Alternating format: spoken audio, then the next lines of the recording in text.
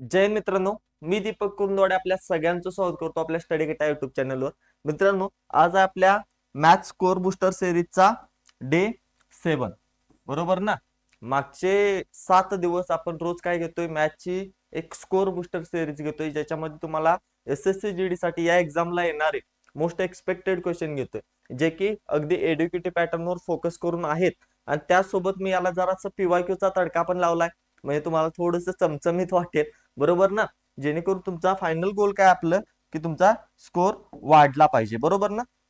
आता बघा, आजची टेस्ट तर तुम्ही सगळ्यांनी ऍपमध्ये दिलाच असेल. सगळ्यांनी पहिला मला ज्यांचा ज्यांचा स्कोर जेवढा आलाय तो सगळा स्कोर सांगा, जेणेकरून तुमचा थोडासा स्कोर वाढलेला दिसला की मला बरं वाटतं. ओके, ठीक आहे. चला आपण चालू करूया टेस्टला. पहिला प्रश्न काय होता बघा.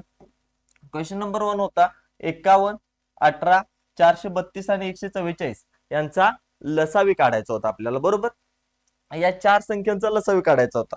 आता बघा, आजपर्यंत तुम्ही लसावी काढत होता अशा पद्धतीनं, असं लिहून सगळा अंक वगैरे. पण ठीक आहे ना, तुम्ही बेसिक मेथड शिकला, ते सगळं झालं. आता लसावी काढण्याची पद्धत आपण काय करायची, बदलायची. आता बघा, जर मला लसावी काढायचा आहे तर लसावीची लसावी या 4 ऑप्शन मध्येच असणार आहे ना. या 4 ऑप्शन मध्येच काय असणार आहे, माझा लसावी असणार.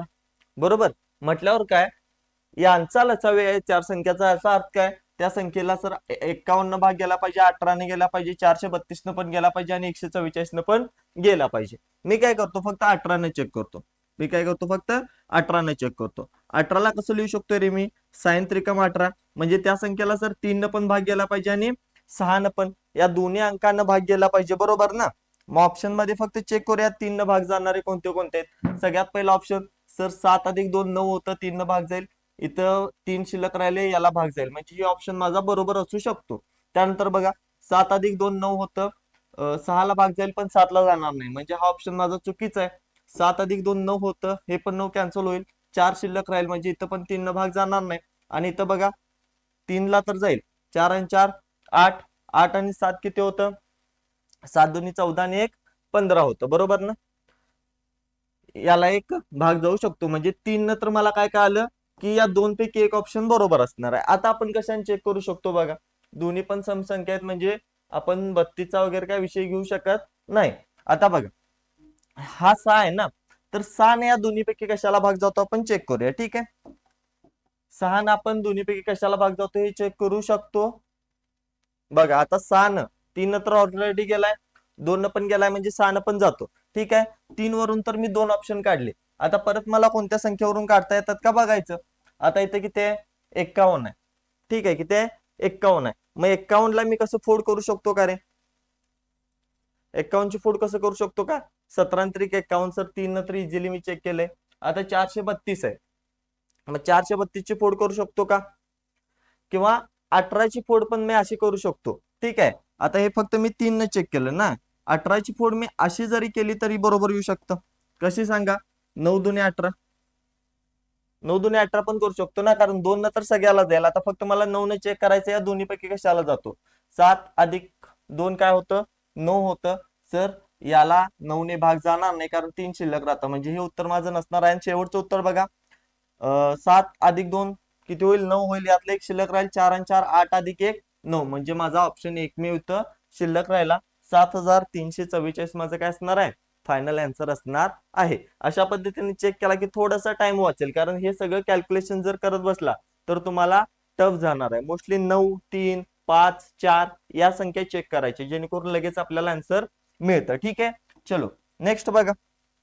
क्वेश्चन नंबर 2 काय होता, पेट्रोलची किंमत प्रति लिटर 90% वाढते, तर पेट्रोलचा वापर किती टक्क्याने कमी केला पाहिजे की त्यावर होणारा खर्च केवळ 33% वाढेल. आता बघा, असे क्वेश्चन आपण यापूर्वी बघत होतो, पण त्यामध्ये काय होतं माहित आहे, खर्च समान ठेवायचा होता आपल्याला, खर्च वाढवायचा नव्हता.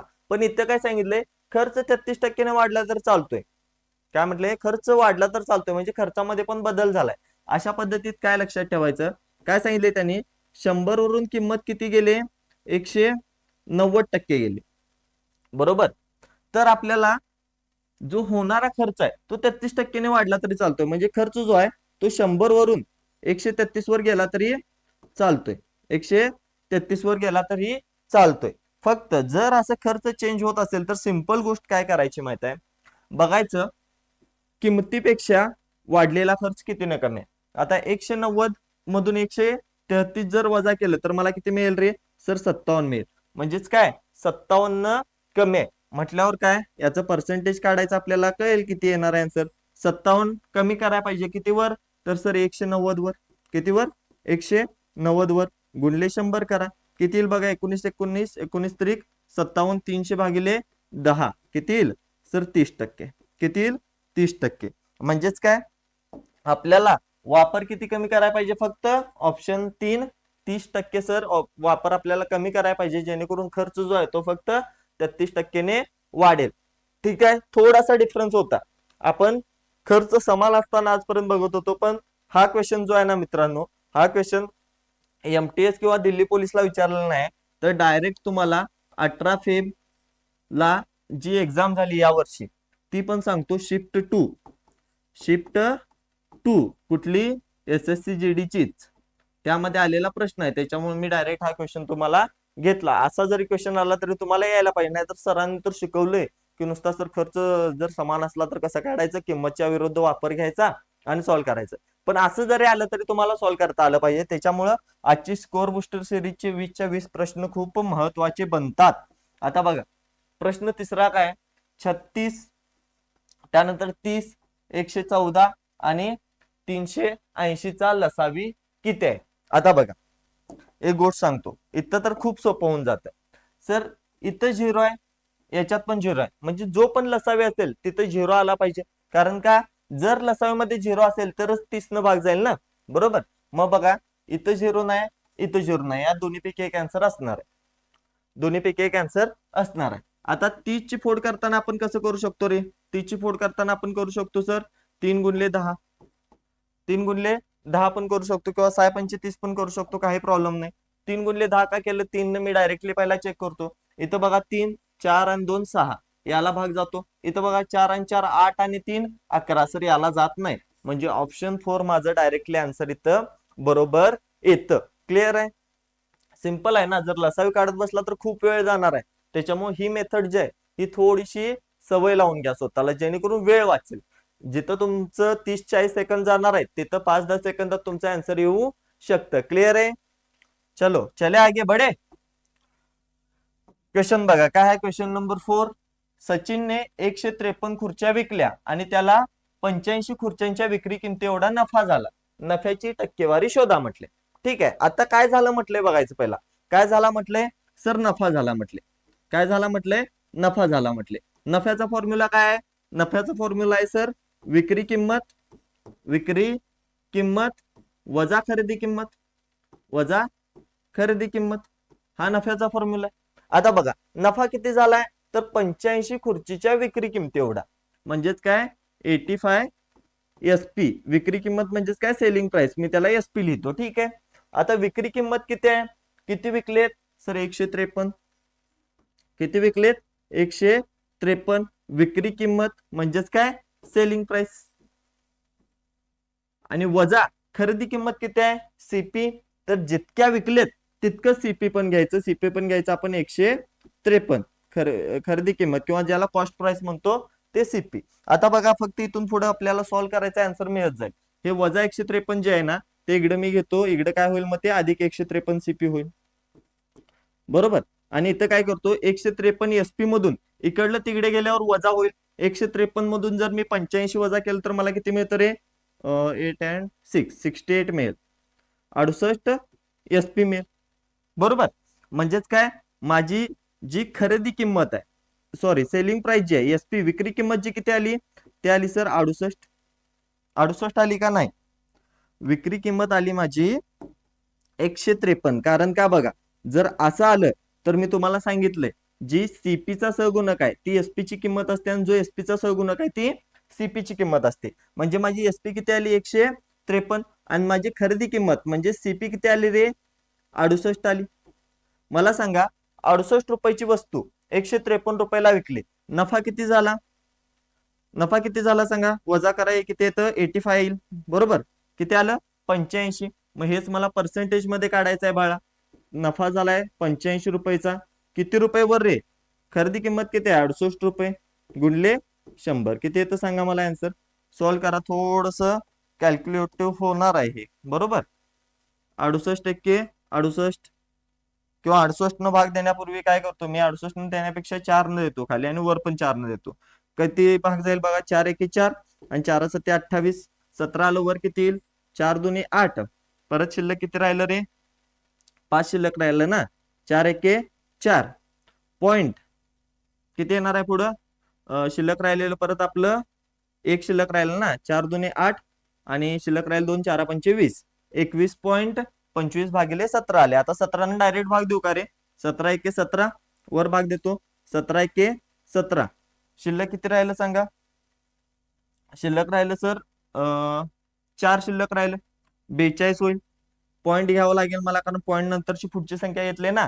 17 दुनी 34 बरोबर. शिल्लक किती राहिलं आता, 42 मधनं 34 गेलं बरोबर. 8 शिल्लक राहिला आणि पुढे 5 आहे, 17 5 85. 1.25 गुणले 100 म्हणजेच किती रे, 125%. नफा किती होणार आहे सांगा माझा, 125%. ऑप्शन आहे का बघा, ऑप्शन नंबर फर्स्ट माझं बरोबर असणार आहे. थोडस इथं त्यांनी कॅल्क्युलेटिव्ह केले. ठीक आहे, एसएससी जीडला आलेला प्रश्न आहे याच वर्षी. ठीक आहे, सेम शिफ्टला. त्याच्यामुळं अशा टाइपचे क्वेश्चन पण थोडेसे कॅल्क्युलेटिव्ह येतात. हे क्वेश्चन कुणाला, ज्यांचा पेपर ना 3rd वीक मध्ये, ठीक आहे, किंवा ज्यांचा पेपर 4th वीक मध्ये, अशा मुलांना अशा टाइपचे थोडेसे कॅल्क्युलेटिव्ह क्वेश्चन येऊ शकतात. जसा की हा क्वेश्चन, त्यानंतर अजून थोडे क्वेश्चन आहेत जे थोडे कॅल्क्युलेटिव्ह आहेत. तिथं डोकं वापरला ना तर लगेच उत्तर येईल तुम्हाला. ठीक आहे, सिंपल वाटतात पण थोडे कॅल्क्युलेटिव्ह वाटतात, टाइम खाऊ असतात. ओके, चला हा प्रश्न बघा रे. क्वेश्चन नंबर 5 काय होता, जर एक ट्रेन 85 किलोमीटर प्रति तास वेगाने प्रवास करत असेल आणि 398 मीटर लांबीच्या ट्रेनला 802 मीटर लांबीचा बोगदा पार करण्यासाठी किती वेळ लागेल. आता बघा, आपल्याला टाइम काढायचा आहे, आपल्याला वेळ काढायचा आहे म्हटल्यावर वर काय घ्यायला पाहिजे, अंतर घ्यायला पाहिजे. अंतर किती आहे, 398, 398 ट्रेनची लांबी आणि बोगद्याची लांबी पण घ्यावं लागेल, त्याच्यात 802 भागिले ट्रेनची स्पीड किती आहे, कारण वेळ काढायला भागिले आपण स्पीड करतोय ना. स्पीड किती आहे सर, 45 आहे. आणि फक्त इथंच थांबणार नाही मी, इथंच थांबणार नाही, कारण का, हे मीटर मध्ये आणि हे किलोमीटर प्रति आवर मध्ये म्हटल्यावर, हे किलोमीटर मध्ये जर असेल, मला मीटर मध्ये करायला काय करायला पाहिजे, 5/18 याला गुणायला पाहिजे, 5/18 गुणायला पाहिजे, म्हणजे माझं उत्तर येईल. काय काय कॅल्क्युलेशन करता येतं बघा इथं. इथं काय करूया, पहिला आपण वरचं सॉल्व्ह करून घेऊया काय, मग कॅल्क्युलेशन करूया. ठीक आहे, पहिला आपण काय करूया, 398 अधिक 802 किती येतं सांगा मला, 1200 येतं बरोबर. किती येणार, 1200 भागिले 45 गुणले 5/18, 5/18. मग आता इथं कॅल्क्युलेशन करा, काय काय कॅन्सल आउट होतंय बघा. काय काय होणार सांगा, आता इथं 6 3 न भाग जातोय, 3 संग 18, 3 एके 3, 3 5 15 बरोबर. आता इथं 15 एके 15, 15 8 20, 0 आहे असं 80 झालं. काय शिल्लक राहिलं इथं, 5/6 राहिले ना. 5 न भाग जाईल का, 5 एके 5, 5 एके 5 आणि 5 सक्क 30 बरोबर. म्हणजे काय होणार, 16 गुणले 6, हे जे भागाकारात इथंच आहे ते वर गुणाकारात जाणार ना. 16 संग 96, म्हणजे काय वेळ लागेल रे त्या ट्रेनला ते बोगदा पार करायला, 96 सेकंद लागतील बघा. ऑप्शन नंबर 3 माझं बरोबर उत्तर असणार आहे. क्लिअर आहे. ओके, प्रश्न सिंपल आहे, फक्त डोक्यात गेला पाहिजे. ओके, चलो आगे चले. नेक्स्ट प्रश्न बघा, क्वेश्चन नंबर 6. काय आहे प्रश्न, चेतन 5400 आणि विपुल 10200 अशी रक्कम समान वार्षिक सरळ व्याजदराने गुंतवतात. जर 3 वर्षानंतर विपुलला चेतनपेक्षा 720 रुपये जास्त व्याज मिळाले तर वार्षिक व्याजाच्या दराची टक्केवारी काढायची आहे मला. सिंपल आहे बघा, विपुल जो आहे ना तो 5400 रुपये गुंतवतोय आणि जो चेतन, आणि जो विपुल आहे ना तो 10200 रुपये गुंतवतोय. मला सांगा हा किती रुपये जास्त गुंतवलाय, विपुल चेतनपेक्षा किती रुपये जास्त गुंतवलाय, तर सर 4800 जास्त गुंतवलाय बरोबर ना. 10200 मधून 5400 वजा केलं तर 4800 गुंतवल. आणि बघा, चेतनपेक्षा विपुलला 720 रुपये व्याज जास्त मिळाले, म्हणजे हे जे 720 रुपये व्याज मिळाले हे कशावर मिळालेलं असणार आहे रे, या 4800 रुपयेवरच मिळालेलं असणार आहे ना. हे 720 रुपये जे व्याज मिळाले हे एक्स्ट्रा काय मिळालं, कारण ही अमाऊंट एक्स्ट्रा आहे, बरोबर ना. मग ह्या 4800 वरच 720 रुपये व्याज मिळाले. यावरून मी टक्केवारी काढू शकतो. जर 720 हे 4800च किती टक्के आहे, तोच काय असणार आहे माझा व्याजदर असणार आहे. म्हणून इथं काय करतो मी गुणले 100, कारण मला पर्सेंटेज मध्ये काढायचं आहे. आता बघा इथं मी भागिले 3 परत करतो, का सांगा, कारण हे 720 जे आहे ना हे 3 वर्षानंतरच आहे आणि आपल्याला रेट ऑफ इंटरेस्ट 1 वर्षाचा पाहिजे आहे, त्याच्यामुळे मी भागिले 3 इथं डायरेक्ट करू शकतो. ओके, कॅल्क्युलेशन करा, आन्सर मिळून जाईल. सर 2 शून्यला तर 2 शून्य कॅन्सल होतील, 3 एके 3, 3 दोन्ही 6, 3 चौक 12, 0 आहे असं, 48 एके 48, 48 पंचे 400 सॉरी 240, म्हणजेच काय असणार आहे, जो व्याजदर आहे तो असणार आहे सर 5%. व्याजदर काय असणार आहे 5%. ऑप्शन 1 माझं बरोबर उत्तर असणार आहे. क्लिअर आहे. सिंपल क्वेश्चन दिला होता, अशा टाइपचे क्वेश्चन तुम्हाला बघायला 100% मिळणार आहेत. ओके, चलो पुढचा प्रश्न बघा. प्रश्न क्रमांक 7.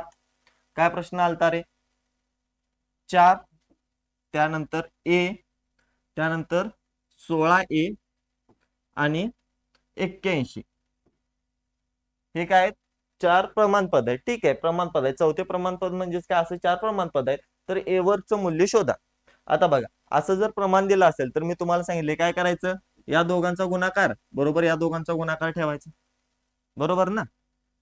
म्हणजेच काय 4 गुणले 81 भागिले काय ठेवायचं म्हटलं मी 16 गुणले 16A गुणले ए, म्हणजेच काय 16A वर्ग, 16A चा वर्ग, बरोबर ना. असं ठेवायचं, सिंपल आहे. आता बघा 4 गुणले 81 मी आहे असं ठेवतो सध्या, 4 गुणले 81 आणि 16 इथं आहे असं ठेवतो, आणि हे ए वर्ग मला काढायचं आहे. मग हे गुणाकारातलं इकडे काय होईल, वर भागाकारात जाईल. सॉरी, इथं गुणाकारात आहे ना, तर डायरेक्ट वर इथं येईल ते. ठीक आहे, मग ए वर्ग बरोबर 4 गुणले 81 भागिले 16. सॉल्व करू शकताय का रे, होगा क्या सॉल्व. चलो 4 एके 4, 4 इन चौक 16, 4 एके 4, 4 दोन्ही 8, परत किती आहे रे 0, म्हटल्यावर मला पॉईंट घ्यायला पाहिजे, बरोबर ना. त्यानंतर 4 दोन्ही 8 आणि 4 पंचे 20, किती येणार आहे आन्सर माझं 20.25 आहे का बघा ऑप्शन मध्ये, आहे का रे, हे सापडलं बाबा. 20.25 माझं काय येणार आहे, ए वरची किंमत येणार आहे, बरोबर आहे. सिंपल आहे, सोपा आहे. चला पुढे मग आता मूल्यांकन करा. सगळ्यात सोपा प्रश्न काय आहे बघा, मूल्यांकन करा. 16 अधिक 12 भागिले 3 वजा 2 गुणले 3. आता अशा पद्धतीचा जर प्रश्न आला तुम्हाला, अशा पद्धतीचा क्वेश्चन आला तर सगळ्यात पहिला काय फॉलो करायचं, मुलं काय करतात गडबडीत 16 अधिक 12 18 त्याला भागिले 3 करतात, वजा 2 करतात आणि मग गुणले 3 करतात, असं क्रमांक करत जातात. पण अशी ही चूक करू नका, गडबडीत अशी चूक करू नका. आपल्याला जायचं आहे कंचे भागू बेव बोडमास रूलने.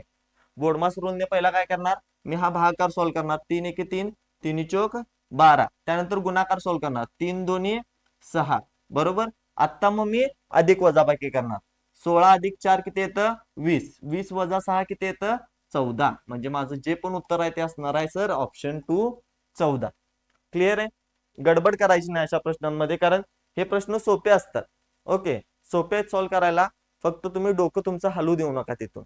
ओके, चलो पुढचा प्रश्न बघा. Question number 9. एका वर्गातील 40 विद्यार्थ्यांची सरासरी वय ही 12 वर्षे आहेत. एका गटातील 5 विद्यार्थ्यांच्या सरासरी वयाची बेरीज 10 वर्षे आहे आणि दुसऱ्या गटातील 5 जणांच्या वयाची सरासरी ही 14 वर्षे आहे. उर्वरित विद्यार्थ्यांचं सरासरी वय किती असेल. सिंपल असा प्रश्न आला ना तर डायरेक्ट काय करा, त्यांची बेरीज काढा. आता बघा 40 विद्यार्थ्यांचं सरासरी वय 12 वर्ष आहे म्हटल्यावर 40 विद्यार्थ्यांच्या वयाची बेरीज काय असणार आहे रे, 40 गुणले 12 असणार आहे, बरोबर ना. 40 गुणले 12 असणार आहे, 12 2 24, 12 चौक 48, 480 येईल बेरीज. त्यानंतर बघा 5 विद्यार्थ्यांच्या वयाची सरासरी 10 वर्ष आहे म्हटल्यावर 5 विद्यार्थ्यांच्या वयाची बेरीज काय येईल, 5 गुणले 10 बरोबर सर 50 येईल. त्यानंतर बघा नंतरच्या 5 जणांच्या वयाची सरासरी 14 वर्ष आहे, म्हणजे त्यांची बेरीज काय येईल 5 गुणले 14, 14 5 70, बरोबर ना. मग शिल्लक किती राहिले सांगा मला, शिल्लक किती राहिले, ह्या 480 मधून हे 50 वजा झाले, हे 70 वजा झाले, टोटल 120 वजा झाले, म्हणजे राहिले किती रे 360 राहिले. आणि विद्यार्थी किती राहिले, 40 विद्यार्थी होती त्यातनं हे 5 गेले, हे 5 गेले, 5 आणि 5 10 गेले, विद्यार्थी किती राहिले 30, म्हणजे 30 विद्यार्थ्यांच्या वयाची बेरीज किती आहे 360. सरासरी काढायची आहे, कशी काढणार सर 360 भागिले 30 म्हणजेच त्यांची सरासरी येईल. किती येईल, झिरोला झिरो जाईल, 3 एके 3 आणि 3 दोन्ही 6. सर सरासरी डायरेक्ट माझी 12 वर्ष येईल. ऑप्शन आहे का बघा, ऑप्शन नंबर 4 माझं काय असणार आहे, फायनल आन्सर असणार आहे. क्लिअर आहे बाळांनो, सोपा आहे, खूप काय टेन्शन घेण्यासारखं नाही. आता प्रश्न 10वा बघा, काय प्रश्न आहे, ए बी आणि सी हे 1 ग्राम अनुक्रमे बघा, काय काय सांगितलंय, ए बी आणि सी हे 1 ग्राम अनुक्रमे 22, त्यानंतर 24 आणि त्यानंतर 33 दिवसात करतात. 33 दिवसात करतात. आता सगळ्यात पहिला टास्क काय आपल्याला, याच्यावरून त्यांचं एकूण काम काढणं, म्हणजे यांचा लसावी काढणं. आता यांचा जर मला लसावी काढायचा असेल तर मला सांगा, तुम्ही लसावी सिंपल पद्धतीने काढत बसला तर वेळ जाणार आहे. लसावी काढताना काय करायचं सांगतो तुम्हाला. आता बघा, इथं 33 आहे, इथं 22 आहे, दोन्हीला पण काय होतो 11 ने भाग जातो. म्हटल्यावर मी काय केलं, 11 घेतलं पहिला लसावीमध्ये, 11. आता मला जर 22 करायचं असेल तर काय करायला पाहिजे, 11ला 2 न गुणायला पाहिजे, 11 दोन्ही 22 झालं. आता हे 33 करायचं आहे तर 11ला काय करायला पाहिजे, 3 न गुणायला पाहिजे, म्हणजे 33 झालं. ठीक आहे, 22 आणि 33 झालं. आता मला फक्त किती मिळवायचं आहे रे, हे 24 मिळवायचं आहे. मग हे 24 मिळवायला मला काय करायला पाहिजे, 12 दोन्ही 24 होतं, बरोबर, 12 दोन्ही 24 होतं. माझ्याकडे हे 2 आहे, 11चं मी 12च्या बाबतीत काय करू शकत नाही, पण 3ला काय करू शकतो, गुणले 4 जर केलो तर 4 त्रिकम 12, 12 दोन्ही 24 येतं, म्हणजे मला इथे 24 पण मिळालं, बरोबर ना. म्हणजेच माझी लसावी किती आली बघा, इथं 4 त्रिकम 12, 12 दोन्ही 24, 11 चोक 44, आजच्याला जाईल 2, 11 दोन्ही 22 आणि 4 26, आजच्याला जाईल 6 4, किती येईल 264 माझा लसाव्याला. सिंपल या पद्धतीने मी काढला. आता इथं बघा, इथं ना तुम्हाला क्षमता काढणं सुद्धा सोपं जातं. कसं सांगतो तुम्हाला, आता 22 न मला 264 ला भाग द्यायचा आहे, मी डायरेक्ट भाग देत बसणार नाही. काय करणार सर, 11 गुणले 2 22 होतं, राहिलं काय फक्त 3 आणि 4, 3 चोक 12, तर ही 12 काय असणार, यांची क्षमता असणार. त्यानंतर बघा, 24 न मला 264 ला भाग द्यायचा आहे, तर मी भाग देत बसणार नाही.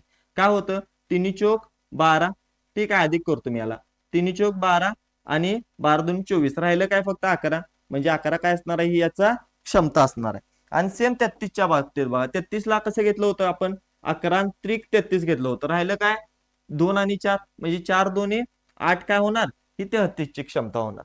क्लिअर आहे, सिंपल मध्ये काढता आला आपल्याला, जास्त कॅल्क्युलेशन करत बसायला लागलं नाही. ओके, आता पुढचा प्रश्न बघा, काय सांगितले तिने, ए हा पहिल्या दिवशी काम करतो, त्यानंतर सी हा दुसऱ्या दिवशी काम करतो आणि बी हा तिसऱ्या दिवशी काम करतो. ए हा चौथ्या दिवशी परत काम करतोय आणि पुढे हा असं चालू ठेवतात. ठीक आहे, पहिल्या दिवशी सर ए करतोय, दुसऱ्या दिवशी सी करतोय आणि तिसऱ्या दिवशी बी करतोय आणि अशी प्रोसेस चालू ठेवतात. तर ते काम किती दिवसात पूर्ण होईल मला शोधायचं आहे. सर एकूण काम जे आहे ना ते 264 आहे, एकूण काम जे आहे ते 264 आहे आणि पहिलं 3 दिवस जर तिघांनी काम केलं, पहिला ए आला 12 काम करून गेला, त्यानंतर बी आला 8 काम केला, म्हणजे 12 आणि 8 20 काम झालं, त्यानंतर सी आला 11 काम करून गेला, म्हणजे टोटली 31 काम कंप्लीट झालं. टोटल किती काम कंप्लीट झालं, 31 काम. हे किती दिवसात रे, 3 दिवसाचं घेतोय मी फक्त, 3 दिवसाचं, बरोबर ना. 264 कामापैकी 31 काम किती दिवसात होईल, 3 दिवसात. मला सांगा, जर या 264 ला 31 न भाग द्यायचा असेल तर मी किती न भाग देऊ शकतोय, 3 7 21, 3 8 24, 3 9 27, 90 घेतलं की जरा याच्या पुढे जाईल, म्हणजे 3 8 पर्यंत घ्यायला लागणार आहे मला. 31 न 8 न जर भाग दिला मी याला, 8 न जर भाग दिला तर किती मिळणार आहे सांगा मला, किती काम पूर्ण होणार आहे 8 दिवसात, 8 वेळात किती काम पूर्ण होणार आहे, 8 त्रिक 24 दिवसात, टोटल काम 24 दिवस झालं आणि काम किती पूर्ण झालं, 31 गुणले 8 करा, बरोबर ना. 8 त्रिक 24 झाले, 8 दिवसात 31 न किती काम होतील मग, तर 8 एक्के 8, 8 त्रिक 24, 248 काम पूर्ण झालं 24 दिवसात. आता काम राहिले किती, या 264 मधलं 248 काम झाले, शिल्लक किती राहिले सांगा, 14 न 8 गेलं सर 6 आणि त्यानंतर 6 न 5 गेलं 1, म्हणजे 16 काम शिल्लक राहिलं. काम किती राहिलं शिल्लक, 16. मग 16तलं आता परत काम करायला कोण येणार आहे, इथं 8 फेऱ्या झाल्यात, म्हणजे तिघांचं 8 राऊंड झालेत, म्हणजे आता परत ए येणार, परत कोण येणार, ए काम करायला येणार, हे 16 काम करायला. मग जे 16 काम आहे ते ए किती करेल त्यातला कंप्लीट? सर 12 कंप्लीट करेल. ए त्यातला काय केला? 12 कंप्लीट केला काम. बरोबर. मग परत शिल्लक किती राहिलं रे? 16तलं 12 काम शिल्लक राहिलं. केला कोण आता हे? 16तलं 12 काम कंप्लीट झालं, शिल्लक राहिलं 4. आता हे 4 काम कोण करणार? ए नंतर कोण येणार आहे रे? तर सी येणार आहे 2 नंबरला. तो किती काम करतोय? 8 काम करतोय. मग ह्या 8 लाच काय करू शकतो माहित आहे मी? 8 लाच 1/2 लिहू शकतो. बरोबर. आता बघा इथे किती दिवस झालं? 24 दिवस. हा ए 1 दिवस काम केलाय, हा 1 दिवस झाला, हा झाला माझा 25वा दिवस. आणि त्यानंतर काम किती राहिले आता? 4/1/2. काम किती राहिले? 1/2. म्हणजे एकूण वेळ किती लागला मला? 25/1/2 दिवस. ऑप्शन आहे का? ऑप्शन नंबर 2 माझं काय असणार आहे? बरोबर उत्तर असणार आहे. क्लिअर आहे का? बघा 8 दिवसात 248 काम झालं, शिल्लक राहिलं 16. 16तलं 25व्या दिवशी, 24 दिवसात एवढं झालं, 25व्या दिवशी एनं त्यातलं 12 केलं, शिल्लक राहिलं 4. आता जे 4 काम आहे ते काय करणार आहे? तर सी करणार आहे, जो की एका दिवसात 8 करतो. मग 4 काम करायला किती वेळ लागेल त्याला? फक्त अर्धा दिवस लागेल ना. अर्धा दिवस लागला म्हणजे 25.5 दिवसात आपलं ते काम पूर्ण होणार आहे. ऑप्शन सेकंड जो आहे 25/1/2 हे तुमचं उत्तर बरोबर असणार आहे. सांगितलं ना, थोडंसं कॅल्क्युलेटिव्ह आजच्या टेस्ट मध्ये, जेणेकरून तुम्ही थोडस अपडेट व्हाल आता. ठीक आहे, कारण एक्झाम फक्त 2 दिवसांवर आहे. एक तो फोड दो या छोड दो. ठीक आहे, दोन्हीपैकी एक ऑप्शन तुम्हाला निवडायचा आहे आणि फोडायचंच आहे मित्रांनो, सुट्टी द्यायची नाही. एक्झामला फोडायचंच आपण. ओके, चला पुढचा प्रश्न बघा काय? 11वा, मूल्यांकन कर. आता असा जर प्रश्न आला तर काय होईल बघा. पहिला भागाकार करणार. 15 × 15 15 चौक 60, वजा चिन्ह आहे म्हणजे इथं काय आलं माझं? -4 आलं. आणि इथं गुणाकार आहे, -2 गुणले 8 किती होईल सर? -16 होईल. आता काय काय राहिलं बघा. -9 -4 किती होईल? -13. -13 आणि -16 किती येईल रे सर? -29. ऑप्शन ए तुमचं बरोबर उत्तर असणार आहे. ठीक आहे, असं हे स्टेप वाईज लिहत बसायचं नाही, डायरेक्टली करायचं, कारण एवढं तर डोकं आहे ना आपल्याला आता. ठीक आहे, एवढं तर चालतंय. मी फक्त डोक्याचे केस घालवून आले. ठीक आहे, फक्त केस कट करून आले, बुद्धी कट करायला, त्याच्यामुळे माझं तर चालतंय, तुमचं चालतंय काय बघा. ठीक आहे, चलो पुढे बघा. प्रश्न काय 12वा, जर समान व्याज दरावर 2 वर्षात सरळ व्याज 40 रुपये आणि चक्रवाढ व्याज 50 रुपये असेल तर मुद्दल किती असेल आपल्याला काढायचं आहे. पी किती आहे काढायचं आहे. आता बघा इथं 2 दिलेत आपल्याला. सरळ व्याज एक दिले, सिंपल इंटरेस्ट ज्याला मी एस आय म्हणतो, आणि कंपाऊंड इंटरेस्ट दिले, चक्रवाढ व्याज दिले. ठीक आहे, आता बघा 2 वर्षात म्हटलंय म्हणजे पहिल्या वर्षीचं आणि दुसऱ्या वर्षीचं. आता 2 वर्षात सरळ व्याज किती आहे? 40 रुपये. सरळ व्याज किती आहे?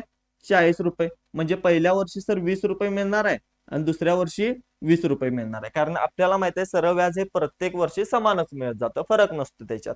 40 जर असेल तर पहिल्या वर्षी 20 असेल, दुसऱ्या वर्षी 20 असेल. आता जे चक्रवाढ व्याज आहे ते पहिल्या वर्षी सरळ व्याज एवढंच मिळतं. म्हणजे पहिल्या वर्षी जर सरळ व्याज 20 मिळालं असेल तर चक्रवाढ व्याज पण 20 मिळणार. पण दुसऱ्या वर्षी किती मिळाले सांगा? 50 मधलं 20 पहिल्या वर्षी गेलं, दुसऱ्या वर्षी किती मिळालं? 30 मिळालं. दुसऱ्या वर्षी किती मिळालं? 30 मिळालं. मग मला सांगा दुसऱ्या वर्षी जे 30 मिळाले ते काय? सर 10 रुपये एक्स्ट्रा मिळाले. किती? 10 रुपये एक्स्ट्रा मिळाले. आणि हे 10 रुपये कुणामुळे मिळाले? कारण पहिल्या वर्षी जे व्याज आहे, ठीक आहे, पहिल्या वर्षीचं जे चक्रवाढ व्याज आहे त्या व्याजावर व्याज लागतं. म्हणजेच काय? 20 रुपयेवर 10 रुपये व्याज मिळतं. याच्यावर मी रेट ऑफ इंटरेस्ट काढू शकतो का? R% काढू शकतो का? व्याजदर कसा काढणार? सर 10 रुपये व्याज मिळते, किती रुपयेवर? 20 रुपयेवर. पर्सेंटेज काढायचा आहे म्हणजे गुणले 100. बरोबर. किती होईल? 1000 गुणले 1000 भागिले 20 म्हणजेच किती सर? 50%. किती? 50% व्याजदर आला मला 50%. आता मला काढायचा आहे मुद्दल. मग मुद्दलला मी हे वापरू काय रे? एस आय बरोबर PTR भागिले 100 वापरू शकतो मी मुद्दलला? वापरू शकतो का? हो सर वापरू शकता. सर एस आय सरळ व्याज 2 वर्षात किती आहे सर? 40 रुपये. बरोबर. मुद्दल मला पी काढायचे आहे, वेळ किती आहे? 2 वर्ष आहे. गुणले आर किती आलाय? 50%. भागिले काय करायचं आहे? 100. बरोबर ना? सिंपल कॅल्क्युलेशन आहे, करा रे, उत्तर येईल तुमचं. 0 ला 0 कॅन्सल होईल, बे के बे, बे दुनी 4, 5 एके 5, 5 दुनी 10, 0 आहे असं. 20 गुणले 2 40. पी बरोबर काय येईल? पी बरोबर काय येईल? 40 म्हणजे मुद्दल किती आली माझी 40. ऑप्शन आहे का रे बानो? ऑप्शन आहे ऑप्शन डी. ऑप्शन नंबर 4 माझं काय असणार आहे बरोबर उत्तर असणार आहे. आता बघा इथून खाली जी मी स्टेप केली ही पण करायची गरज नाही. का गरज नाही सांगतो. 50% व्याज आहे बरोबर. 50% व्याज 1 वर्षात मिळते. सगळ्यात लक्षात आलं. 50% व्याज 1 वर्षात जर मिळत असेल आणि या 50%ची किंमत जर 20 रुपये असेल, कारण एका वर्षात किती रुपये व्याज मिळाले 20 रुपये, आणि तेच किती आहे 50% आहे, मग 100% म्हणजे किती असणार आहे 40 रुपये असणार आहे ना. मुद्दल तुम्ही इथं पण डायरेक्टली काढू शकता, हे करायची गरज नाही. पण काही जणांना असं डायरेक्ट सांगितलं की डोक्यात जात नाही, असं स्वयं करून जाते.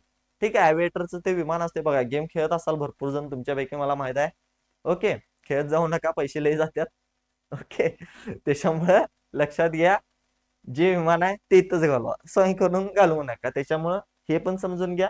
आणि हे जर समजत असेल तर इथं पण मी तुम्हाला शॉर्ट ट्रिक सांगितली. जर 20 रुपये जर 50% एका वर्षात मिळतात तर मुद्दल काय असणार आहे ती 40 रुपये असणार आहे. क्लिअर आहे.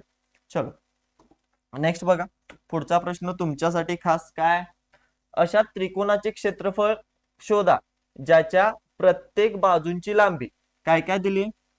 7 सेंटीमीटर, त्यानंतर 24 सेंटीमीटर 24 सेंटीमीटर, आणि त्यानंतर काय दिले 0.25 मीटर दिले. काय दिले मीटर दिले. मग मीटरला जर मला सेंटीमीटर मध्ये कन्वर्ट करायचं असेल तर काय करणार. 0.25 ला 100 न गुणणार, आणि 0.25 ला जर मी 100 न गुणलं तर मला काय मिळणार आहे रे 25 सेंटीमीटर. ठीक आहे. ती मीटर मध्ये दिली, ती मला आता सेंटीमीटर मध्ये करायचे. आता मला त्रिकोणाचं क्षेत्रफळ काढायचं आहे. ओके. आणि बाजू आहेत 7 सेंटीमीटर 24 सेंटीमीटर आणि 25 सेंटीमीटर. आता ह्या जर बाजू बघितला तर तुमच्या लक्षात यायला पाहिजे, ह्यो जो कोण आहे, हा जो त्रिकोण आहे हा काटकोन त्रिकोण आहे. हा जो त्रिकोण आहे हा काटकोन त्रिकोण आहे. कारण का 7, 24 आणि 25 या त्रिकोणी संख्या आहेत. पायथागोरसच्या ट्रिपलेट आहे हा. आणि पायथागोरसचा ट्रिपलेट आहे म्हणजेच काय असणार आहे सर, त्रिकोणाचं क्षेत्रफळ काढण्याचं सूत्र 1/2 पाया गुणले उंची. मग पाया आणि उंची काय असतात, त्या 3 बाजूंमधल्या लहान 2 बाजू. मग पाया असेल तर 24 आणि उंची असेल किती 7. बरोबर ना. मागच्या पण एका एक्झाम्पल मध्ये असं सांगितलं होतं मी. मग काय होईल सांगा. बे के बे, बे के बे, बेदुनी 4 आणि 12 सत्ती 84. बरोबर. उत्तर काय असणार आहे सर सीएम क्यूब. क्षेत्रफळ काय असणार आहे सीएम क्यूब असेल का रे, सेंटीमीटर वर्ग असणार आहे. बरोबर ना. त्रिकोणाचे क्षेत्रफळ काय असेल 84 सेंटीमीटर वर्ग.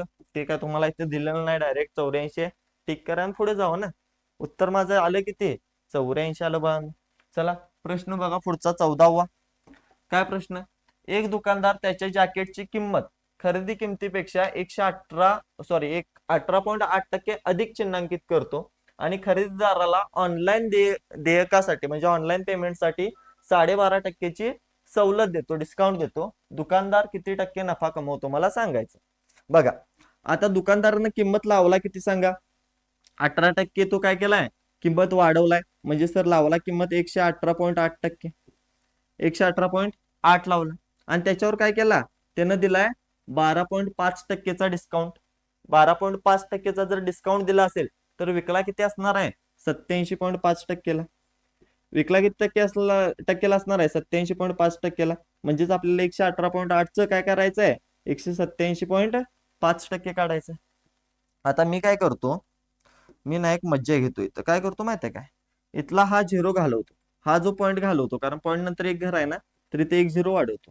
ठीक आहे. आणि परत काय करतो माहिती आहे, इथला पण एक पॉईंट घालवतो आणि पॉईंट नंतर एक घर आहे त्याच्यामुळे 1 0 वाढवतो. पॉईंट दोन्ही पण गेले माझे. आता पॉईंट जर गेले असतील तर पुढे सॉल्व्ह करा. कितीनं भाग जातो 875 भागिले 10,000 आलं. 25 न भाग जातो माझा. 25 त्रिक 75. शिल्लक किती राहिलं रे 12. 125 होईल 25 5 25 वर आलं 35. आता खाली बघा किती होईल 25 चोक 100. खाली आलं 400. आता याला 4 न भाग देऊ का 4 न जातो ना 4 एके 4 म्हणजे खाली माझं फक्त राहिलं 100. आणि इथे 4 न भाग द्या 4 दोन्ही 8. बरोबर 4 दोन्ही 8 शिल्लक राहिले किती 38. 4 नव्हे 36. बरोबर ना. शिल्लक राहिलं 2 आणि 4 सट्टे 28. म्हणजे मला मिळालं काय बघा फक्त 297 गुणले 35 भागिले 100 भागिले 100.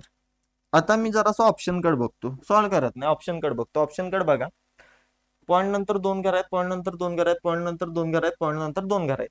म्हणजे 100ची मला इथं भागाकारामध्ये गरज आहे. पॉईंट नंतर 2 घर आहेत. आता मी जर बघितलं ना, इथं 7 आहे, इथं 8 आहे, इथं 6 आहे, इथं 5 आहे. म्हणजे युनिट डिजिट पण वेगळा आहे. युनिट डिजिट काढलं तर आन्सर मिळेल मला 7 35. म्हणजे पॉईंट नंतर जी पण 2 घरं येणार आहे, ठीक आहे, पॉईंट नंतर जी पण 2 घरं येणार आहे त्यातला सुट्टे अंक जो असणार आहे तो 5 असणार आहे. कारण इथे युनिट डिजिट किती येतो 7 35. आणि ऑप्शन कट जर बघितलं तर फक्त एकच ऑप्शन मला दिसतोय कुठला, तर ऑप्शन नंबर 4, ज्याच्यामध्ये युनिट डिजिट 5 आहे. हे माझं बरोबर उत्तर असणार आहे. सगळं सॉल्व्ह करत बसायची गरज नाही. जर सगळं सॉल्व्ह केला असा मारला जाईल तुम्हाला, मी मारणार नाही भाऊ, आयुष्यच तुम्हाला मारेल. कारण तर सिलेक्शन होणार नाही, अवघड होणार, तुमचा वेळ वाचणार नाही. बरोबर आहे ना? क्लिअर आहे? जाऊया पुढे. नेक्स्ट बघा 15वा प्रश्न काय. 15वा प्रश्न आहे, 2 टेलिव्हिजन प्रत्येकी 7,980 रुपयाला विकले. म्हणजे काय, सेलिंग प्राइस, विक्री किंमत सेम आहे. त्यानंतर बघा, एका टेलिव्हिजन मधून 5% नफा आणि दुसऱ्या टेलिव्हिजन वरून 5% तोटा झाला, तर संपूर्ण व्यवहारामधून नफ्या किंवा तोट्याची टक्केवारी सांगा. आता बघा, जर विक्री किंमत समान असेल आणि नफ्याची आणि तोट्याची टक्केवारी काढायला सांगितली असेल, तर मी तुम्हाला सांगितले नेहमी काय होतो रे, नेहमी तोटा होतो. म्हणजे पहिला तर नफ्याचे उत्तर मी कॅन्सल आउट करतो, नफा होणारच नाही हो, नेहमी तोटाच होणार. आणि जर नफ्याची आणि तोट्याची टक्केवारी समान असेल तर आपण ती टक्केवारी काढतो कसं, एक्स वर्ग भागिले 100 न. कसं काढतो, एक्स वर्ग भागिले 100. मग एक्स ची किंमत किती आहे, 5 आहे. 5चा वर्ग किती येणार, 25 भागिले 100. म्हणजेच किती रे, 0.25. काय होणार आहे, 0.25%चा होणार आहे सर लॉस. काय होणार आहे, 0.25%चा लॉस. कुठे दिसतोय, ऑप्शन 4 मध्ये दिसतोय. आणि हेच माझं उत्तर बाळांनो बरोबर असणार आहे, करेक्ट असणार आहे. समझ गए हो? ओके, चलो चले आगे. Question number 16. काय प्रश्न आहे बघा, सोपा प्रश्न आहे रे. काय, दिल्याप्रमाणे x हे 80 आणि y चे तिसरे प्रमाणपद आहे असं म्हटले. आता तिसरे प्रमाणपदचा फॉर्म्युला काय आहे, x हे 20 आणि y चे म्हटले. मग तिसरं प्रमाणपद काय असतं, बी वर्ग भागिले ए. ए 20 आहे, बी काय, वाय आहे, बी वर्ग भागिले ए ठेवलं. आता बघा, वाय ही पहिल्या 3 मूळ संख्यांची बेरीज आहे. वाय बरोबर काय दिले त्यांनी, पहिल्या 3 मूळ संख्या कुठल्या कुठल्या, 2 अधिक 3 अधिक 5 ची बेरीज आहे म्हणून सांगितलंय. तर मला काढायचं आहे x चं मूल्य. मग y वर किती येईल सांगा, 2 आणि 3 5, 5 आणि 5 10. 10चा वर्ग म्हणजे सर 100 भागिले 20. म्हणजेच किती येणार आहे उत्तर माझं, सर 5 येणार. आहे का 5 बघा, आहे का 5 आहे. ऑप्शन फर्स्टच माझा काय 5 आहे. आणि हे उत्तर माझं डायरेक्टली बरोबर असणार आहे. माहित पाहिजे, तिसऱ्या प्रमाणपदचा जो फॉर्म्युला आहे तो बी वर्ग भागिले ए असतो. क्लिअर आहे का रे बेट्यानो? चलो आगे चले. Question number 17. काय प्रश्न आहे, 200 मीटर आणि 250 मीटर लांबीच्या 2 ट्रेन अनुक्रमे 80 किलोमीटर आणि 60 किलोमीटर प्रति तास या वेगाने एकाच दिशेने धावत आहेत. बघा, ट्रेनची जी स्पीड आहे ती एकाच दिशेने आहे, ठीक आहे. वेगवान ट्रेनला संत ट्रेन पूर्णपणे ओलांडण्यासाठी किती वेळ लागेल विचारले. आपल्याला काढायला सांगितलाय टाइम, म्हटल्यावर वर काय घ्यायला पाहिजे, अंतर.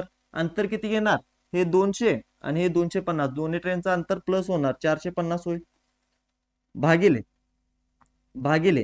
आता बघा, ज्या 2 ट्रेन आहेत त्या एकाच दिशेने आहेत, सेम दिशेने आहेत. आणि सेम दिशेने जर असतील तर जो त्यांचा वेग आहे, जी स्पीड आहे 80 आणि 60, ती काय होणार, वजा होणार. म्हणजे 80तून 60 गेलं, स्पीड किती घेणार फक्त मी, 20 किलोमीटर. आणि गुणले 5/18. का 5/18 सर, कारण 20 किलोमीटर प्रति तास आहे आणि इथे मीटर दिले, म्हटल्यावर मला 5/18 घ्यायला पाहिजे बाळांनो. ओके, आता फक्त हे सॉल्व्ह करा, उत्तर मिळून जाईल तुम्हाला. कॅल्क्युलेशन करबो, कॅल्क्युलेशन करबो. काय येईल बघा, कॅल्क्युलेशन कितीनं भाग जातोय रे, हे झिरोला तर झिरो जाईलच. के बे, 92 18, 5 एके 5, 5 9 45 आणि 90 सर 81 सेकंद लागतील बघा. किती सेकंद लागतील, 81 सेकंद. ऑप्शन आहे का रे, ऑप्शन आहे की बघा, ऑप्शन नंबर दुसराच आहे 81. घ्या, अलग आहे, यायलाच पाहिजे. आणि चलो नेक्स्ट. जरा जरा माझ्या तोंडात कोल्हापुरी येते वाहन, ठीक आहे. नाही शिकवताना तुम्हाला म्हणत असेल सर असं का उगाच मध्येच खुळ्यासारखं करते, काय पण बोलते, ठीक आहे. तरी आमची कोल्हापुरी भाषा आहे, जराशी रांगडे आहे, पण भाषेवर आमच्या प्रेम आहे, त्याच्यामुळं समजून घ्या. मस्त भाषा आहे, तुम्हाला पण शिकवीन परीक्षा झाल्यानंतर. आता इकडे लक्ष देऊया. हा प्रश्न बघा, प्रश्न क्रमांक 18वा. हा क्वेश्चन ऍक्च्युअली टेस्ट मध्ये थोडासा अर्धवटच टाईप झाला होता, त्याच्यामुळे कुणाला सॉल्व्ह झाला नसणार आहे. पण हा प्रश्न बघा, समजून घ्या, जरा इम्पॉर्टंट आहे. कारण काय माहित आहे, अशा टाईपचा प्रश्न एसएससी जीडीला जास्त करून विचारलेला नाही, पण यावर्षी विचारला होता. यावर्षी विचारला होता आणि आता विचारू शकतात. त्यामुळे प्रश्न समजून घ्या. काय प्रश्न आहे बघा. आदित्य एका स्पर्धात्मक परीक्षेस बसलाय, ज्यामध्ये 100 गुणांची 3 परीक्षाद्वारे अंतिम गुण निर्धारित केले जातात.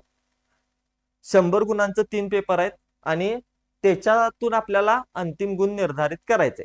पण काय सांगितले, या परीक्षांचं जे वेटेज आहे, या परीक्षांचं जे वेटेज आहे, ते वेटेज हे 20%, 35% आणि 45%. म्हणजे शेवटचं गुण ज्या वेळेला मी निर्धारित करणार आहे, शेवटचं गुण ज्या वेळेला मी घेणार आहे त्या विद्यार्थ्याचं, त्यावेळेला कसं घेणार, त्यावेळेला घेणार मी पहिल्या पेपरला जेवढे गुण पडलेत त्याच्या 20%, दुसऱ्या पेपरला जेवढे पडलेत त्याच्या 35%, आणि तिसऱ्या पेपरला जेवढे गुण पडलेत त्याच्या 45%. आणि एवढे गुण म्हणजेच काय असणार आहेत, त्या विद्यार्थ्याचा अंतिम गुण असणार आहे. आता त्यांनी काय सांगितलंय, आदित्यला पहिल्या पेपरला 80, दुसऱ्या पेपरला 70 आणि तिसऱ्या पेपरला 60 गुण मिळालेत. तर त्याचं एकूण जे अंतिम भारित सरासरी आहे गुणांची, वेटेज ऍव्हरेज, म्हणजे वेटेज नुसार त्याचं ऍव्हरेज जे आहे ते मला इथं काढायचं. कसं काढायचं, सिंपल सांगतो. सर पहिल्या परीक्षेला गुण मिळालेत 80, तर त्याचं किती टक्के घ्या, वेटेज होतं तेवढं. किती वेटेज होतं रे, 20%, म्हणजे 20/100. किती होईल सांगा. सर 2 झिरोला हा 1 झिरो जाईल, हा 1 झिरो जाईल, 8 दुनी 16. म्हणजे पहिल्या परीक्षेला किती वेटेज पकडणार मी, 16च पकडणार. ठीक आहे. त्यानंतर दुसऱ्या परीक्षेला गुण किती मिळाले, तरी 70 मिळाले. आणि त्याचं वेटेज किती दिले त्यांनी, सर 35. म्हणजे या 70ला 35/100 करा, 35/100 करा. कितीनं भाग जातो बघा, कितीनं जातो. सर 1 0ला 1 0 कॅन्सल करतो मी, काय येतं मग, किती, 7 5 5 हातच्याला जाईल 3, आणि 7 21 आणि 3 24, 24, आणि खाली एक 0 आहे म्हटल्यावर इथं 24.5 झाले. त्यानंतर थर्ड जो आहे, थर्ड पेपर किती मार्कांचा आहे, सर 60 मार्कांचा आहे. आणि 60 मार्काचं वेटेज किती दिले त्यांनी, 45%. म्हणजे 45/100, 45/100. मग इथं पण काय होतं रे, इथं पण बघा, 1 0ला 1 0, अरे पुसायचं नाही अहो सर, नुसतं असं टिक करायचं. 1 0ला 1 0 गेला. आता राहिलेलं बघा किती होणार आहे, सर 10 आहे, त्याच्यामुळे 10ला हाईटच ठेवतो, मला पॉईंट मध्ये पाहिजे आहे ना आन्सर. किंवा भाग जातो रे इथं, कारण इथं 2 जरी राहिलं तरी भाग जाईल ना, त्याच्यामुळे भाग देतो. 5 9 45, 5 2 10, बेके बे, बेत्रिक 6, बरोबर. आणि 9 त्रिक 27, 9 त्रिक 27. आता या तिघांची पण जी पण बेरीज येईल तुमची, ते तुमचं काय असणार आहे, उत्तर असणार आहे. किती बेरीज येईल बघा, 0.5 तर एकाच ठिकाणी, त्यामुळे 0.5 तर आहे असं राहील. 6 आणि 4 10 आणि 7 17, हातच्याला जाईल 1, 1 आणि 2 3, 3 आणि 2 5 आणि 1 6. म्हणजे 67.5 काय असणार आहे, त्याच्या वेटेज ऍव्हरेजची व्हॅल्यू असणार आहे. 67.5 हे माझं काय असणार आहे, फायनल आन्सर असणार आहे. वेटेज ऍव्हरेज काय असणार आहे त्याचं, 67.5. क्लिअर झालं. अशा टाईपचा क्वेश्चन हा थोडासा युनिक आहे. ठीक आहे, तुम्ही कुठं जास्त शिकला नसाल, इव्हन तुम्ही वेगवेगळ्या ऍपवर जरी शिकला असला तरी हा क्वेश्चन तुम्हाला शिकवला नसणार आहे. कारण काय एसएससी जीडीला कधी हा येत नव्हता, यावेळेला त्यांनी आलाय क्वेश्चन, टाकलाय म्हटल्यावर इथून पुढे टाकू शकतात. आणि माझ्या पोरांना हे क्वेश्चन चुकणं मी अफोर्ड करू शकत नाही, कारण स्कोर बुस्टर सिरीज आहे तर स्कोर बुस्ट होणारच, जितक्या टाईप आहेत त्या तुमच्या समोर घेऊन येणारच. क्लिअर आहे. चलो नेक्स्ट क्वेश्चन बघा, क्वेश्चन नंबर 19, प्रश्न 19वा. काय, जर x चे 2% 312 तर 100% किती होईल. सर 2% 312 आहे म्हटल्यावर 312ला काय करा, 50 न गुणा ना, 100% मिळेल. कारण 50 दुनी 100% होणार आहे. 50 न जर गुणले, 1 0 आहे असं, 5 दुनी 10, हातच्याला जाईल 1, 5 1 5 आणि 1 6, 5 त्रिकम 15, 15,600 माझं उत्तर असणार. ऑप्शन दिसतोय का, 15,600, 15,700, 31, 31 एवढं नको सर, 15 पर्यंत बस. 15,600 माझं काय असणार आहे, उत्तर असणार आहे. क्लिअर आहे. चलो नेक्स्ट बघा, शेवटचा प्रश्न तुमच्यासाठी तुमच्या स्क्रीनवर. काय प्रश्न आहे, 20 20 प्रश्न 20 आहे, 20 राजकडे नाही तर प्रश्न 20वा आहे. राजकडे 1281 रुपये आहेत, त्याने त्याच्या मुलामध्ये वरुण आणि आशिष यांच्यात वाटून दिले आणि त्यांना वार्षिक आकारणीनुसार 10% चक्रवाढ व्याजदराने गुंतवणूक करण्यास सांगितले. वरुण आणि आशिष यांना अनुक्रमे 13 आणि 14 वर्षानंतर समान रक्कम मिळाल्याचे दिसून आले. तर राजने आशिषला किती पैसे दिले? आता बघा, संपत्तीची वाटणी जर दिसली, ठीक आहे, संपत्ती वाटालाय, आपला बाबा आपल्या 2 मुलांना संपत्ती वाटालाय असं जर दिसलं तर मी तुम्हाला एक ट्रिक सांगितले. काय? पहिला बघायचं व्याजदर किती आहे. सर 80%. व्याज सॉरी 10% व्याजदर किती आहे? 10%. मग 10%चा घ्यायचा बाळांनो रेशो. 10%चा रेशो काय असतो? सर 1/10. 1/10 म्हणजेच काय होणार रे सर? जर एकाला 10 मिळत असेल तर दुसऱ्याला काय मिळणार? 11 मिळणार. दुसऱ्याला 11 मिळणार. जितकं वर आहे तितकं वाढणार. क्लिअर आहे? आता बघायचं दोघांच्या वयात अंतर कितीच आहे. सर हे 13चा आहे, हे 14चा आहे. दोघांच्या वयात अंतर एकच आहे. त्याच्यामुळे याचा घातांक दोन्हीचा एकच असतो. तिथं काय चेंज करायची गरज नाही. आता दुसरी गोष्ट काय ठरवायची? लहान कोण आहे मोठा कोण आहे बघायचं. जो लहान आहे त्याला लहान भाग द्यायचा, जो मोठा आहे त्याला मोठा भाग द्यायचा. आता बघा, वरुण आणि आशिषला 13 आणि 14 वर्षानंतर ज्याला लेट न मिळालाय तो कोण असणार आहे? लहान असणार आहे. त्याला लहान भाग द्या. म्हणजे आशिषला किती मिळणार रे? 10 मिळणार. आणि जो लवकर घेतोय तो मोठा असणार आहे, वरुण असणार आहे, त्याला मोठा भाग मिळणार. त्याला काय मिळणार? मोठा भाग. आता बघा, वाटणी करूया आपण. कशी वाटणी करायची? सर एकूण रुपये किती आहेत? एकूण आहेत 1218 रुपये. एकूण आहेत 1218 रुपये. कितीनं वाटणी करायला पाहिजे? तर सर याला 10 आणि याला 11 म्हणजे टोटल 21 वाटण्या करायला पाहिजे. आणि इथंच काय करतो मी? विचारले कुणाचं त्याला पण गुंतो. कुणाचं विचारले? तर सर आशिषला किती रुपये मिळायला पाहिजेत? या 21 पैकी सर 10 वाटण्या आशिषला मिळायला पाहिजेत. म्हणजे गुणले 10 करतो म्हणजे मला डायरेक्ट उत्तर इथं मिळेल. कॅल्क्युलेशन करा. 21 न भाग द्या. 21 एके 21. त्यानंतर 21 पंजेच घ्यायला लागेल कारण 21 जास्त होईल ना. 6 दुनी 12. पण हे जास्त होईल. 21 पंजेच घ्यावं लागेल. 21 गुणले जर 5 केलो तर किती मिळेल मला? 105 मिळेल. मग 121 मधनं जर 105 गेलं तर राहिलं किती रे? 16 राहिलं. 168 झालं. आणि 21 8 168. 58 गुणले 10 सर किती येईल? 580. 580 रुपये कुणाला मिळणार आहेत? आपल्या आशूला मिळणार आहेत. उत्तर आहे आपलं ऑप्शन 3. आशू पण खुश, आपण पण खुश. कारण का? इथं आपल्या आजच्या टेस्ट सिरीजचं, ठीक आहे, स्कोर बुस्टर सिरीजचा दिवस 7वा. 20 प्रश्न संपलेले. अगदी चांगल्या लेवलचे प्रश्न होते मित्रांनो. तुम्हाला किती सॉल्व्ह झाले सांगा. आणि जर सोल्युशन्स ही मेहनत हे तुमच्यासाठी घेतलेले एफर्ट्स आवडत असतील तर नक्की एकदा सगळ्यांनी चॅनलला सबस्क्राईब करा, व्हिडिओला लाईक करा आणि आपल्या जास्तीत जास्त मित्रांना हा व्हिडिओ नक्की शेअर करा. कारण का आता या व्हिडिओमध्ये लास्टला मी तुम्हाला देणार आहे खूप मोठं गिफ्ट. काय गिफ्ट आहे बघा मित्रांनो. भरपूर मुलं काय करत होती की सर गणितचा तर स्कोर वाढालाय, गणित तर तुम्ही शिकवला, पण जीके साठी काहीतरी करा, जीके साठी काहीतरी घेऊन या. आणि त्याचमुळं मित्रांनो मी तुमच्यासाठी घेऊन आलोय जीकेचे टॉप 500 प्रश्न. जीकेचे टॉप 500 प्रश्न जे आहेत ते तुम्हाला मराठीमध्ये अगदी पीडीएफ फॉर्मॅटमध्ये मिळणार आहे. आणि हे प्रश्न कुठले आहेत? हे प्रश्न आहेत एड्युकेटीने विचारलेले. एड्युकेटीने विचारलेले जे की दिल्ली पोलीस आणि एसएससी एमटीएसच्या एक्झाम मध्ये आले होते. तर हे टॉपच्या 500 प्रश्नांची जी पीडीएफ आहे ती तुम्हाला आज संध्याकाळी 10 वाजता आपल्या टेलिग्राम चॅनेलवर मिळणार आहे. तर ज्यांनी कोणी आपलं चॅनेल जॉईन केलं नसेल त्यांनी चॅनेल जॉईन करा. तिथं तुम्हाला पीडीएफ ही नक्की मिळेल. ओके, चलो बाय, जय हिंद.